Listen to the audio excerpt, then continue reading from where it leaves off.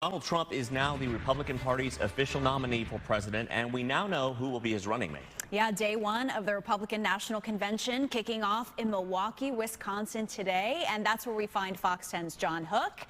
So, John, you've been to a lot of these types of events over the years. How does this one compare, especially coming off this major moment in our history over the weekend? Well, Christina, it reminds me a little bit of 2004 George W. Bush at Madison Square Garden in the wake of 9/11. That security apparatus around Madison Square Garden was unbelievable. This is equal to it or more. The Secret Service is saying they're not ramping anything up, that they're going with the protocol they had before this. I'm not sure I believe that, because this security is unreal. We got caught in a 2.5-hour trip trying to get to our hotel through all the security, mags, and searches of cars. So they are taking this seriously. But welcome to Fiserv Forum in Milwaukee, night number one for the Republican National Convention, and it's been a busy day already. Donald Trump ended the suspense on social media today about who his running mate would be, and he picked the youngest guy in the field, 39-year-old Senator from Ohio, J.D. Vance, the first millennial named to a major presidential ticket.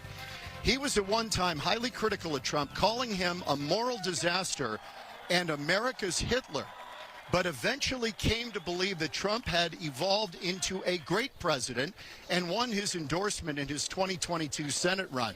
Trump passed over more experienced names like Florida Senator Marco Rubio and North Dakota Senator or Governor Doug Burgum. Vance is a Marine who served in Iraq, attended Yale Law School, joined a firm in Silicon Valley, an investment firm, before getting into the political world. And it was Joe Biden today who reacted to Vance's pick. What do you think of J.D. Vance? He's a clone of Trump on the issues. A clone of Trump on the issues. So I don't see any difference.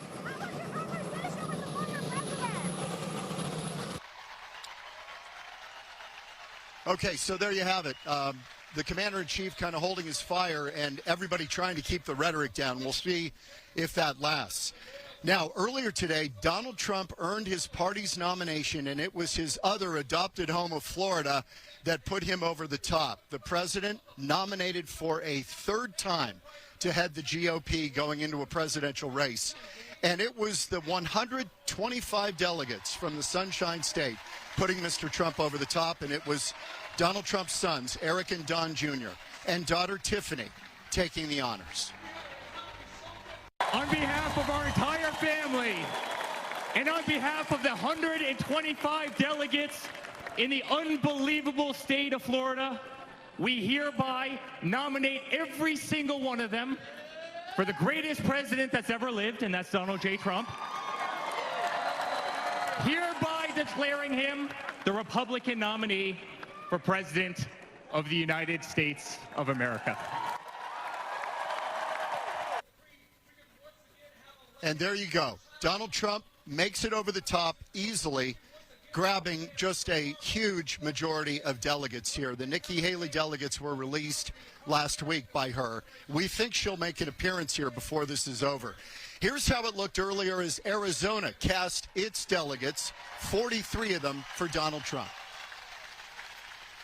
Arizona needs to secure its southern border to prevent the atrocities that are happening and fix its broken election system. And that's why I, Shelby Bush, the delegation chair, and our wonderful state chairwoman, Gina Swoboda, and this entire delegation cast their 43 delegates to Donald J. Trump!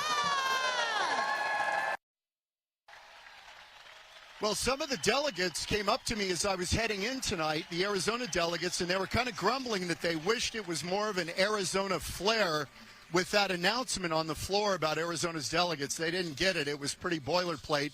But at any rate, tonight we think that Donald Trump may make an appearance in the hall via teleconference, that he will pop up, and I'm sure that's going to be a big, big moment tonight.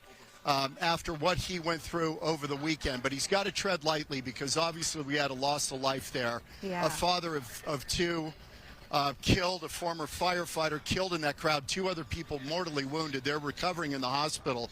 But this is a chance for Donald Trump, ironically, to appeal to America's better angels and try, in this really perilous moment, to be a healer. That's kind of a unique situation for him.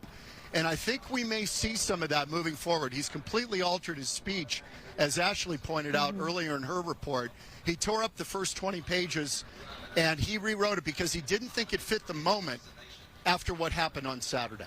Yeah, and everyone will be watching to see what he says and how he reacts to this moment. And, of course, what he looks like as well, because we haven't really gotten to see the damage that was done from that bullet, right, at least not up until this point. Yeah, and he has talked to some reporters about this. He talked to Brett Baer about it, that, I mean, it was literally an inch of his life that he would have been killed had he not moved at the last second. And you talk about moments in history that changed the course of history.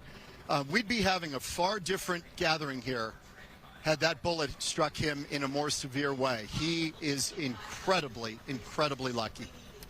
John, thank you for the live report tonight. And, of course, we will be checking in with John Hook all week in Milwaukee for the RNC. John's going to bring us reports from the convention throughout the next several days.